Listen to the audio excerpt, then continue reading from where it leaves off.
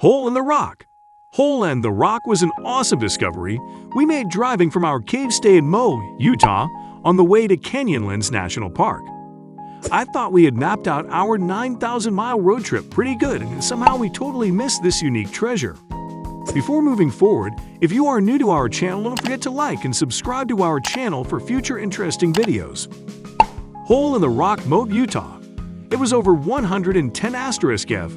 On the day, we were heading to the Canyonlands when the kids started screaming and pointing in the car, begging me to pull over and check out the hole in the rock they spotted painted right onto the side of the Red Rock Cliff.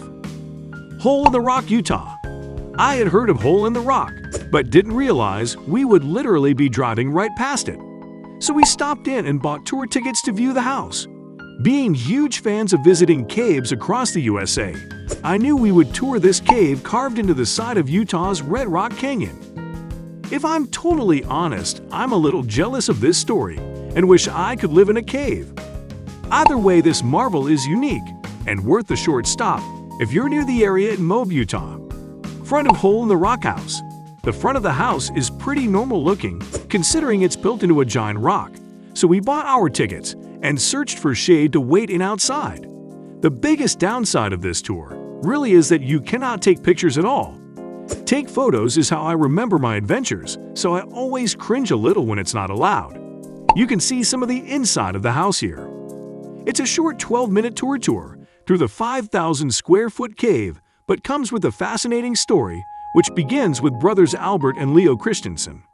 Originally a diner, it later turned into a hand-carved 14-room house featuring natural light, a 65-foot chimney, and even an enormous bathtub built into the rock. Albert lived there with his wife Gladys until he passed away in 1957. Rock table at Hole in the Rock. Featured inside the house are some of Albert's paintings, Gladys' doll collection, and even a hideous donkey that Albert tried to taxidermy. It took Alberto 12 years to excavate 50,000 cubic feet of sandstone out of this rock. To say he had an unusual hobby is an understatement. The property is plenty large enough to give you some time to walk around and stretch your legs. Across the parking lot is a kitschy little zoo and ice cream parlor to kill some time and keep the kids occupied. If you're going to do anything here at all, then definitely take the tour of the house. It's a tourist trap worth stopping at. A rich history.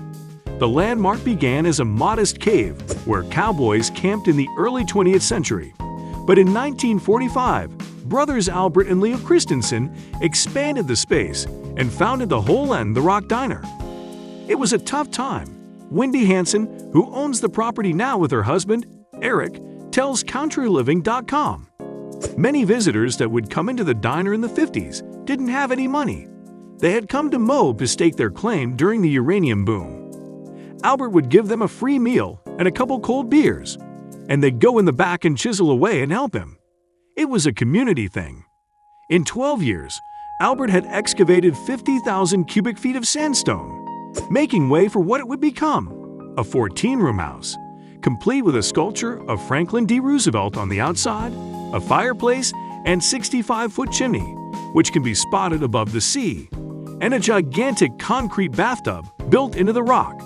Albert lived in the hole with his wife, Gladys, until he passed away in 1957. If you enjoyed from this video, don't forget to like and subscribe to our channel for more content. Thanks for watching.